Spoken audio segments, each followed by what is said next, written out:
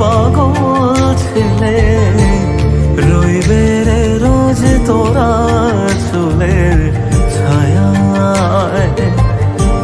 তুই নাকি মাসার বোঝনি, তোর কাছে নয় কিছুই কঠিন।